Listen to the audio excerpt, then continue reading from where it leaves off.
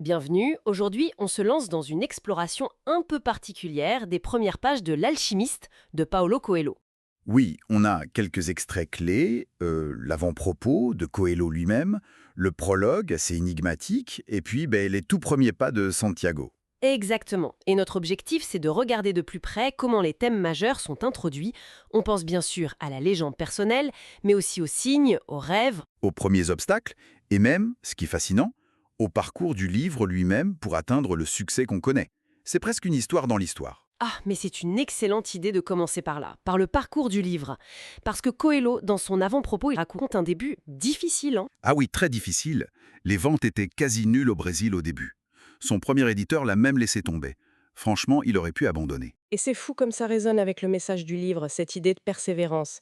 Il dit qu'il y avait mis cœur et âme, c'était sa propre légende personnelle en jeu en quelque sorte. Tout à fait, il y croyait, lui, avant tout le monde. Cette conviction, cette foi initiale, elle nous dit quoi au fond? Peut-être que la conviction profonde, elle doit venir avant la validation des autres. C'est un peu ça, oui. Sa foi, elle a attiré une seconde chance avec HarperCollins cette fois. Et là, le succès est venu. Mais lentement, Par le bouche à oreille, c'est ça. exactement. Lentement, puis c'est devenu un phénomène mondial. Et Coléo, il voit ça comme un parallèle direct avec Santiago. Persévérer, même quand tout semble contre nous. Une histoire universelle, quoi.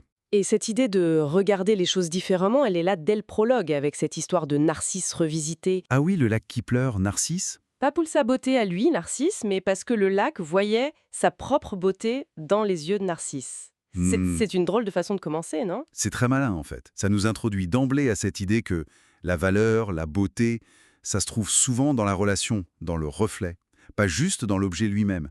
Ça préfigure un peu comment Santiago va devoir apprendre à lire le monde, à interagir avec. D'accord, je vois. Alors, entrons dans l'histoire de Santiago. Le jeune berger, son rêve qui revient tout le temps, le trésor aux pyramides. Oui, et il va voir une gitane pour interpréter ce rêve. Et elle lui dit un truc d'une simplicité presque décevante. Non, va là-bas. C'est ça. Grosse déception pour Santiago au début, mais juste après, il y a cette rencontre capitale avec Melchizedek, le vieux roi de Salem. C'est lui qui introduit ce grand concept G, la légende personnelle. Voilà, ce que chacun est censé accomplir dans sa vie. Et il parle aussi de la plus grande imposture du monde. L'idée que le destin contrôle tout et qu'on n'y peut rien. Exactement. Alors comment on articule les deux? Une destinée unique d'un côté et le rejet d'un destin subi de l'autre. C'est pas un peu contradictoire? C'est une bonne question. C'est peut-être pas une contradiction, mais une tension. Oui, c'est tout l'enjeu, je pense. La légende personnelle, c'est pas un chemin tout tracé qu'on subit, c'est une potentialité. Ça demande de s'engager, d'agir. Croire en sa légende personnelle, c'est justement refuser cette imposture qui dit qu'on n'a aucun pouvoir. L'univers conspire, mais seulement si on désire vraiment quelque chose. Donc il faut de l'action, de la volonté. C'est ça. D'ailleurs, Melchizedek lui donne Urim et Tumim, ses pierres, pour l'aider à lire les signes quand la logique seule ne suffit plus. Un petit coup de pouce, quoi. Ce qui amène Santiago à faire un choix radical. Vendre ses moutons. Il part pour l'Afrique, arrive à Tanger. Plein d'espoir. Hmm. Et là, bam! Il se fait voler tout son argent. Tout de suite. Le premier vrai test. Terrible. Il aurait pu s'effondrer, se voir comme une victime. Mais il fait un choix conscient. Il se dit « Non, je suis un aventurier à la recherche de mon trésor ». Et c'est ça qui est clé. Cette posture active, refuser la passivité face aux coups durs. C'est au cœur du message. Et c'est ce choix qui le mène chez le marchand de cristal. Ah, le marchand de cristal. Personnage fascinant. Lui aussi, il a un rêve. Aller à la Mecque. Mais il est comme paralysé. Oui, pourquoi? Quelle est sa peur à lui? C'est l'autre type d'obstacle. Pas externe, comme le vol, mais interne. Sa peur, c'est pas vraiment d'échouer à aller à la Mecque. C'est fou. C'est que s'il réalise son rêve, après, il n'aura plus de raison de vivre.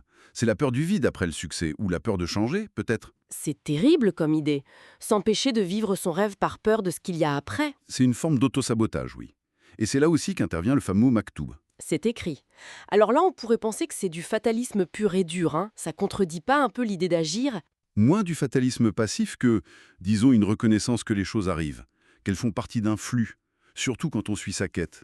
C'est accepter ce qui arrive, bon ou mauvais, comme une info, une étape, mais ça n'empêche pas d'agir. Santiago, il apprend ça. Il apprend ça, il apprend l'arabe, le commerce, et ce langage sans mots, l'enthousiasme, qui aide le marchand à vendre plus, malgré lui. Tout à fait. Et au bout d'un an, Santiago a récupéré son argent, et même plus. Il pourrait rentrer chez lui, racheter des moutons, une vie tranquille. La sécurité, le connu. Voilà. Mais non. Il choisit de continuer vers l'Égypte, poussé par le souvenir du roi, les présages, les pierres Urim et Thummim, et cet appel de sa légende personnelle. Donc ce début de parcours, il pose vraiment toutes les bases. Le rêve comme point de départ, la légende comme guide, les signes, les obstacles dehors et dedans. Mhm. Et surtout, le choix. Le choix actif de continuer, de ne pas se laisser abattre ou endormir. Ce qui nous amène à une réflexion pour finir, peut-être.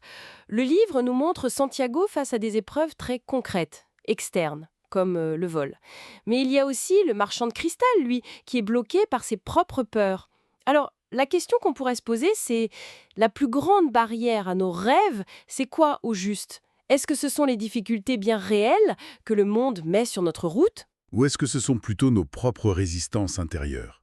La peur de l'inconnu, la peur du changement, ou même, paradoxalement, cette peur de réussir et de ne plus savoir quoi faire après, comme le marchand. C'est une question intéressante, je trouve.